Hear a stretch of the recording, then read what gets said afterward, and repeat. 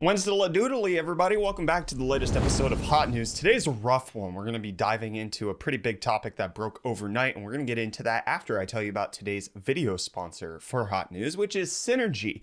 My friends, if you own multiple computers and you're tired of either having to switch between keyboards and mice, or you're just trying to save on desk space, Synergy is the all-in-one app that's going to allow you to do that. Whether you're working on a Linux, Windows, Mac, or even Raspberry Pi device, Synergy allows you to share one keyboard and one mouse across multiple devices to simplify your life and make it easier for you to just get your work done without having to worry about cables and crap everywhere, or switching between the right ones, or grabbing the wrong mouse. Synergy is going to simplify your life.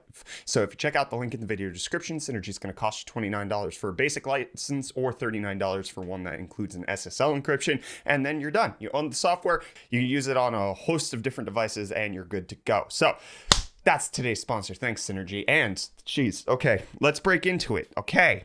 So it broke overnight on Reddit that MSI is being accused of scalping their own RTX 3080s. And there's a ton of information out on the internet. So I personally am going to do my best to distill this down to you, to give you the facts that you need, and kind of also help you to draw some sort of conclusion out of all of this, because I think a lot of this has been overblown, but at the same time, obviously, it is an issue if this is indeed true. So this started off with this Reddit post where somebody was accusing MSI of selling their own RTX 30 series cards on eBay under a different name of Starlit Partners. So if we go ahead and go over to the listing, we can see that yes, indeed, an RTX 3080 Gaming X Trio shipping for $13.59 when they're normally a $700 card under Starlit Partner. And then if you go over to Starlit Partner, you can see that they're primarily exclusively MSI products. And then if we check the trademarks on Starlit Partner, if we go over to who registered it, it's MSI Computer Corp, whose parent company is Microstar International. And then we can also check, indeed, yes, they also have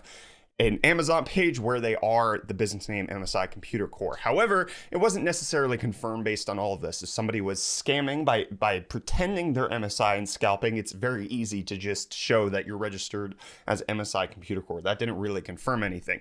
Linus obviously seeing this on the internet, saying he's reported this to NVIDIA, and then even Hardware Unboxed saying, guys, there's no way this is real. This has to be a scam. However, that's not where it stopped, and it's not necessarily on anybody for thinking that this was a scam, because it did seem super fishy that a company seemed to be tied to MSI but wasn't officially.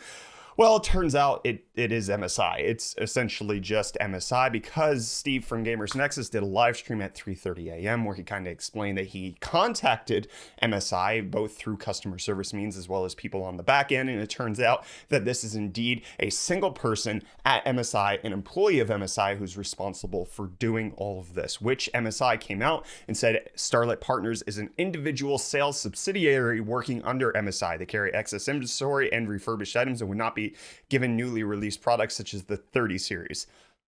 As such, we've conducted an investigation and found that an error allowed them to access inventory they were not permitted to handle.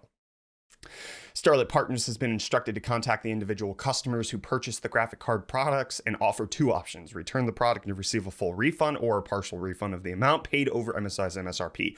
Moving forward, MSI will enforce a stricter policy to avoid situations like this happening again. So it does seem like MSI is actually doing the right thing here. They're going to refund the money or cancel the orders over an amount that was due. However, the truth that this was MSI did come out. This wasn't a scam. This wasn't an unrelated third party. This was MSI behaving on behalf of Starlit Partners. However, they didn't have necessarily, according to this post by MSI, the permission to do so. According to Steve from Gamers Nexus, he contacted MSI directly, and when he called the customer support number for Starlit, turns out it's an individual's voicemail, which is why he thinks that this is just a single person in MSI's headquarters that's actually behaving this way, as opposed to MSI as a whole. They're saying it's an error, but it could potentially just be that they got caught out on this. However, I would like to just indicate that this is not a huge, massive conspiracy cover-up. Oh my gosh, what has MSI been doing all this time?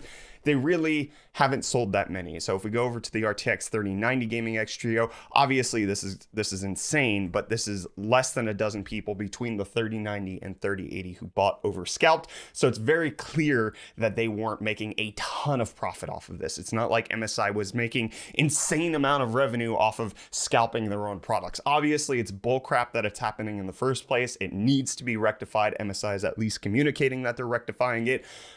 However, on a low-key level, I don't think as many people are buying from scalpers as you think there are. Obviously, it is happening, but it is not the vast majority of consumers. It is not the vast majority of people who want to get their hands on an RTX 30 series don't have the disposable income to pay $1,400 for a graphics card. They can squeeze out $700. They can't squeeze out $1,400. Most people, you and I, are waiting for these cards to become available at retail. And obviously, NVIDIA has said that this delay will continue into 2021, which might continue to make people more willing to buy from these scalpers, but it's not happening that outrageously. And also something that people were touting before the cards even come out, where they're like, look, scalpers are already listing these things for $1,200 on eBay. Yeah, sure, but not many people were buying them. It's just really not a huge, rampant, like destroying the industry type of event that's happening right here. Is it shady and scummy? Absolutely. Should it be happening? I mean, it's a free market, people wanting to resell it. I'm not necessarily against that. I would advise that you don't buy it, but at the same time, people are free to list their cards for whatever the hell they want. And if there's a market out there, there's a market out there. Should there have been policies and procedures in place to prevent this from happening in the first place? Yes. And to show a company that's doing the exact opposite of what MSI has been caught doing, EVGA is now working on introducing a queue-based order system so that when you use the notify button on the EVGA website, you're essentially put into a queue of people who can order the cards. Why wasn't this done in the first place? Isn't that what it's for? Everybody was upset with NVIDIA for not having this. EVGA, good on you for doing it. It's a little late in the system, but also might mean that the RTX 3070 system launch might go a little bit smoother if they're able to put out a notify button before the cards actually launch. So hopefully this relieves some of it. Hopefully this makes it a little bit easier for people to get their hands on the cards, for legitimate people to get their hands on the cards, and not just people who are going to go ahead and flip them, but also people who are flipping them might just be doing it because it's an easy way to make cash right now in a very struggling economy. I don't know. What do you think about this whole RTX 30 series scalping debacle? Down below in the comments. I'm keen to hear from you. I'm sure a lot of you disagree with me on the fact that I think it's not necessarily a massive issue. I don't think it should exist, but at the same time, I'm not necessarily losing sleep over the fact that people are trying to turn a quick profit. The fact that it's happening in volumes is a little sad, but eventually it'll work itself out. Now let's go ahead and talk about some other industry news that's going on. SK Hynix came out with the first DDR5 module. Yes, my friends, running at 4,800 megahertz, 64 gigs. Look at that stick. That's a beautiful stick. Slated to come out hopefully sometime next year. We likely will see AMD adopt it towards the end of next year, if not early 2022. We'll talk about Intel's adoption probably on Friday, but they're a little bit further behind probably in the adoption of DDR5. Now let's go ahead and talk about KIOXIA getting into the actual SSD game. KIOXIA, in case you're not familiar, or KIOXIA, I'm not sure how I'm supposed to pronounce it. They are Toshiba, and they decided to rebrand into a name that's a lot worse. And now they're going to be releasing a PCI Express 4.0 drive. Yay! And Steam's going to be releasing chat filters for you to filter your chat on Steam. Thank you. And Apple sent out invites for their iPhone 12 event. It's going to be taking place on October 13th. The invite says high speed, which obviously is a reference to facts that things are fast, high speed, right? But also, this likely means that there's going to be 5G in the iPhones. The A14 chip's obviously going to be fast. Hopefully, it's 120 hertz screen, but there's been some indication that that's not going to be happening this time. Likely also the AirTags, which are going to be Bluetooth connected things that you can go find devices with, is going to be happening, especially since the shape right here, the circle with the Apple logo in the middle, is what the AirTags are supposed to look like. Also, with the coloring, it does look like a midnight blue edition of the iPhone should be launching as well. Is there something from the iPhone 12 that you want to see besides a lower price? Let me know down in the comments, and let me know if you want more out of Google Stadia, because the iPhone 12 probably should be the perfect device for you to finally be able to use mobile internet streaming on it, because they finally took that out of experimental mode and now it's available. I don't care. We're almost a year for launch Stadia, and this is just now coming out. Something you said that would be available. Oh my gosh. I hate it. Stadia, you suck. You're supposed to be the future of games.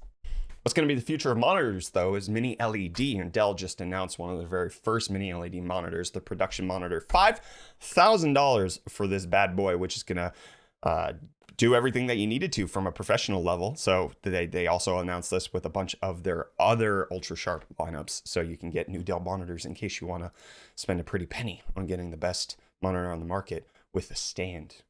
Yeah, monitors coming with stands. Hot news. And what's also hot is Ducati announcing that they're going to be producing a motorcycle with some Bosch radar systems to help with adaptive cruise control features, as well as indication of if anybody's approaching too quickly from the rear to help protect the motorcycle driver. This is going to be implemented through a Multistrada V4, which should get announced on November 4th.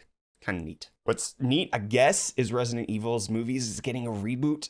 Cool. I don't know if we need this. It's happening. It's official. We've got the actors. It's awesome. And I have to say, to the Razer Card. The Razer Visa Card has an LED, my friends. Razer announcing this, that you can use it as a credit card. It lights up on payment. 5% cash back for the Razer store, 10% cash back during the card beta. No minimum spend, no cashback cap, 1% cash back on all your purchases. Beta testing 1,337 users only in Singapore at the moment, which I kind of want one. I like this, I think, a bit more than I like the Apple Card. The Apple Card, very like minimalistic and sleek. I think this is even better. And then that LED, like obviously is kind of, you're like, okay, yeah, of course Razer would do that. But at the same time, it's not on all the time, which makes it kind of dope. And what wouldn't be dope is if I continued this episode because I would just be making up stuff at that point because I'm out of news. The news is expired. It's been completely sent to you in your ears, and I want you to send this software to your computer. Synergy, today's video sponsor for Hot News. Check them out at the link in the video description. Multiple devices, one keyboard and mouse with the one software, Synergy, because it synergizes your crap. That's not an official tagline, but that's what it does. And I'm doing nothing.